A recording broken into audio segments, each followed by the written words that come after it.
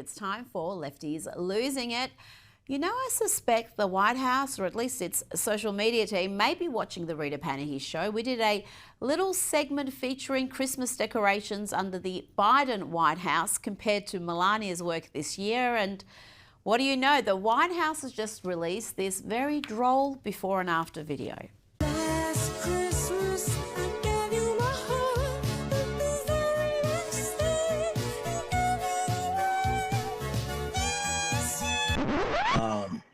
Yeah, that ain't gonna work.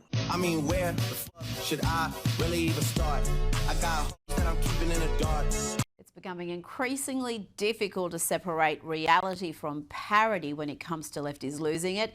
If you told me there was a production about a transgender woman with a passion for coal mining who has to fight the patriarchy and entrenched gender norms to succeed, I would have thought, well, you were talking about some sort of Saturday Night Live skit.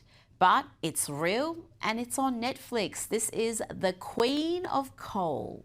Really. It's always been my dream to work in the mine. Rodriguez, Carlos, on the ground. They sent the baggage. Do you feel safe in that work environment? I need a job, not friends.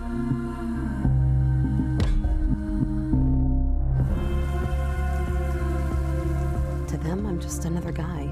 You're not a guy and you're not like them. If you say you're a woman now, then you'll have to do women's work. And you know this company assigns different jobs to women. It's not fair what they're doing to you.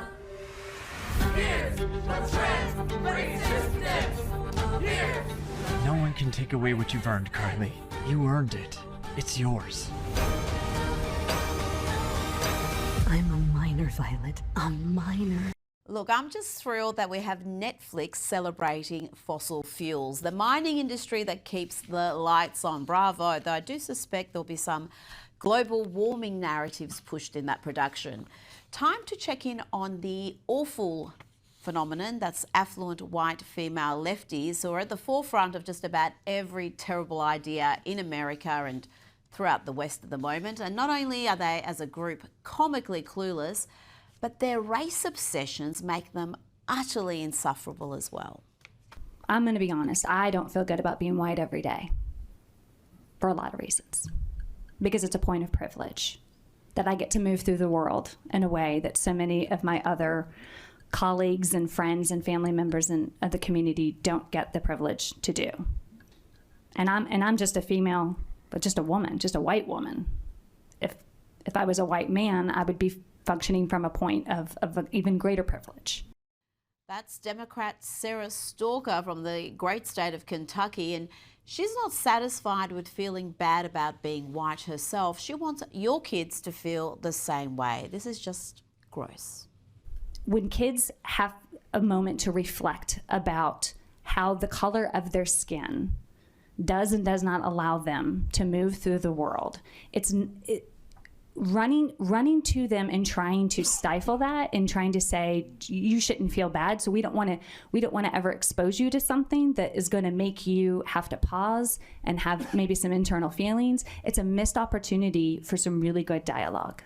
I'm going to play you a video now that could double as an ad for homeschooling. This is what 6th grade students in Maryland were exposed to. It's all about how to be non-binary. We are actually going to be talking about tips for being non-binary. If you feel like a label will be helpful for you, then go ahead and attach yourself to that label, but don't feel like you have to stick to it. And you're able to change, you can evolve. I have had that experience myself in my own journey. You know, I did identify as straight, even though I never really was. I identified as bi for a minute, even though I actually was never bi. And then I identified as a lesbian, which is probably the closest terminology for my sexuality, because I like girls. And the non-binary thing also came around in an odd way. And why stop there with the great advice? Why not tell confused girls how to bind their breasts, to hate their own bodies so much that they resort to painful binding? General advice about binding is make sure you're being safe about it. Don't be wearing a binder more than 8 hours in a day. Definitely not exercising. The reason why I personally don't really wear binders that much is because of breathing. It restricts your breathing. Restricts your breathing, but by all means still advise confused girls to do it. Just be safe about it. Restrict your breathing in a safe manner. And sticking with the excesses of the trans movement, here is California Governor Gavin Newsom. We didn't get into trans sports. That's an issue no one wants to hear about because 80% of the people listening disagree with my position on this. But it comes from my heart, not just my head. It wasn't a political evolution. Your position being that? I don't think it's I want to see trans kids. I have a trans godson. There's no governor that's signed more pro-trans legislation than I have, and no one has been a stronger advocate for the LGBTQ community. At least he knows that 80% of people disagree with him, 100% of sane people. That's the current king clown ruling over California. And if you thought Gavin Newsom was bad, just look at the Democrats looking to replace him, including this next woman, Betty Yee, who also can't see any issue with male bodies in female sport. They are now part of, they have been through a transition, a physical transition, and I do believe that they should be able to participate. I think there's a lot of information we need to learn about what's really happening with the ability of trans athletes to compete. But my statement is about being able to be sure that they can compete. And right now, but my question is whether you think they should compete in women's sport in the Olympics, because it's coming to LA, so it's relevant. I think transgender female athletes are women athletes, and they should be able to compete. Really? There you go. Mediocre male athletes everywhere can look forward to gold medals in LA. Now, this next clip is incredible. Just the hysteria, the divorce from reality, the sense of entitlement. Watch this woman have a full-blown meltdown on behalf of a trans client who was misgendered by a law enforcement officer. Hey TikTok, can you guys help me spam call the Mon County Probation Office in Monongalia County, West Virginia for being transphobic as I took one of my clients today to the probation office, and he is a trans masc individual, and he went back to do his drug test. And when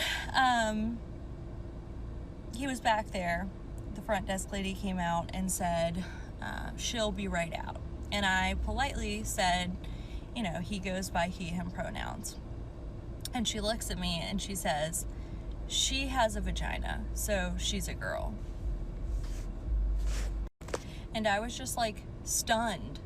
Like, I cannot believe that people are still saying this shit. Like, on the job. And then they wonder why queer people and trans people are not showing up for probation, not showing up for day report, not showing up for drug court, because they're misgendered and met with violent transphobia every step of the way. Violence, misgendering is now violence, and by misgendering I mean stating biological realities. Imagine how privileged you must be to feel entitled to harass folks just doing their jobs because they didn't play along with your delusions.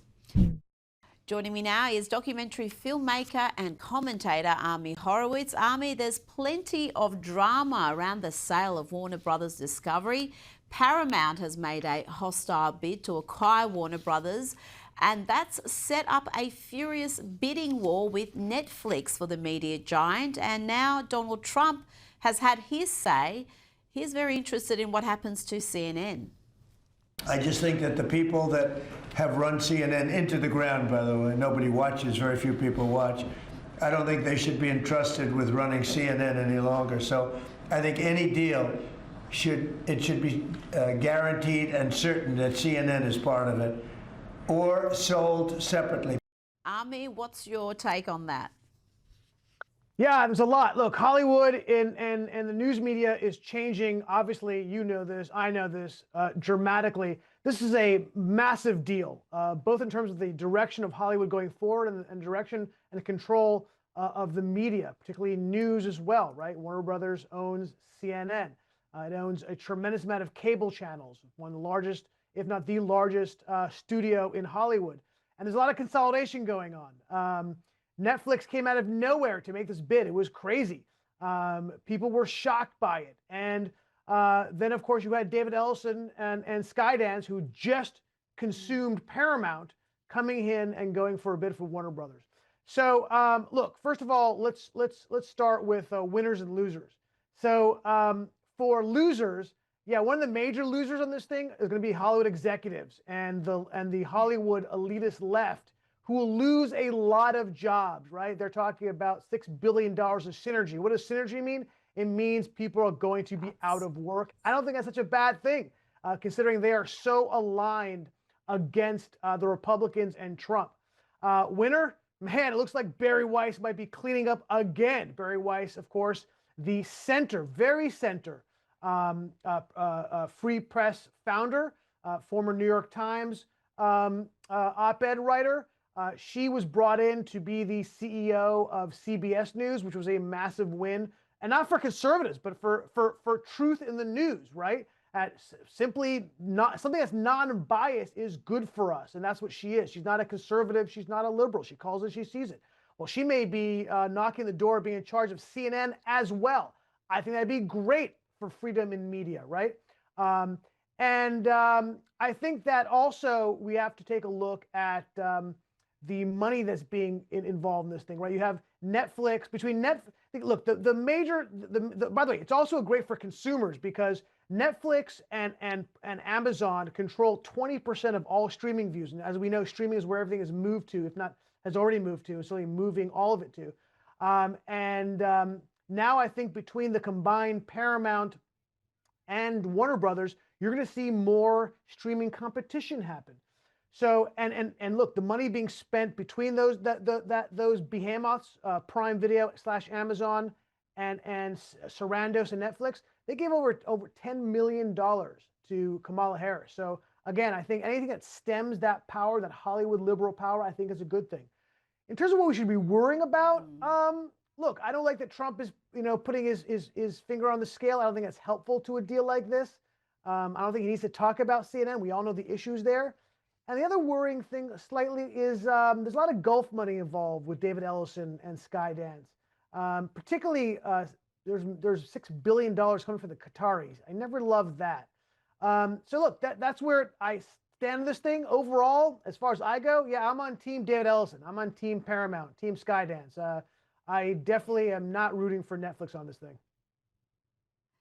Now, Ami, the widow of Charlie Kirk, Erica, has spoken out about the many conspiracy theories surrounding his murder. She had this to say on Fox News. Come after me, call me names, I don't care. Call me what you want, go down that rabbit hole, whatever. But when you go after my family, my Turning Point USA family, my Charlie Kirk Show family, when you go after the people that I love, and you're making hundreds and thousands of dollars every single episode going after the people that I love because somehow they're in on this, this is not okay. It's not healthy. This is a mind virus. Ami, you've got the people who have no trust in the FBI, even though it's Kash Patel's FBI these days, who are looking at all sorts of different theories about what happened there. But Erica Kirk is also receiving vicious attacks from the left. She has been the target of vicious abuse as soon as she made the first statement after her husband's assassination. And among those leading the charge is Jennifer Welch. Here is her latest commentary on Erica Kirk. This woman should be kicked to the curb. She is an absolute grifter, just like Donald Trump and just like her unrepentant, racist, homophobic husband was. Ami, what's your response to all that? Yeah, it never ends. Again, look, this is going to be this segment's going to be on the convergence of left and right, because you see these vicious attacks from both the hard left and the hard right. The despicable Candace Owens, of course, leading the charge like she has on so many different bizarre anti-Semitic conspiracy theories, anti-U.S. conspiracy theories. Yeah, look, she blames Charlie Kirk's assassination on prominent Jews, on pro-Israel movement, on the military, on Macron. She's got this weird fascination with Macron and his wife. I really don't fully understand it, to be honest with you. And this is really becoming a litmus test on the right, okay? The people who are fueling these conspiracy theories on the hard right. Look, Tucker Carlson, he gave what I thought was a horrific speech at Charlie Kirk's memorial. You were there, I was there, talking about Jesus and really kind of referencing the Jews killing Jesus and their involvement possibly in this killing as well. Yeah, it's really problematic, and it's from the right and the left. And the other thing that the right and the left are sharing is a distrust in institutions, and particularly the FBI. And you said, look, Kash Patel is a good dude. Kash Patel is a trustworthy dude, a transparent dude. A lot of people in the FBI have been moved there who I know personally, who I think are wonderful people. I think they're trying to be as open and transparent as they possibly can, right? Obviously, there's an ongoing investigation, and there's going to be an ongoing court case on this, and they can't be fully open to everything. But I think they're trying to be as much as they can. But again, it's this really fascinating convergence between the conspiracy theories of the left and the right, and they center around distrust in institutions. There's an iota of truth there, right? Because there has been decades of mismanagement and failures among our institutions, the FBI, the IRS, the State Department. And I see where they're coming from, this whole deep state thing, and there's some truth to that. But when you control the levels of government, and when the right was complaining about the institutions on the left, I get it. But when the right controls these levers and you're still pushing these conspiracy theories, it really is an underlying issue of something far more problematic than just that and the politics of it. So I think this is very worrying. Look, republics fall when you don't trust the institutions holding them up, right? When you hollow those out, that's when countries fail. So I am very, very worried about it. And this Charlie Kirk thing, Erica Kirk thing is a litmus test, I think, for a larger problem. Ami Horowitz, thank you so much for your time tonight. Always a pleasure.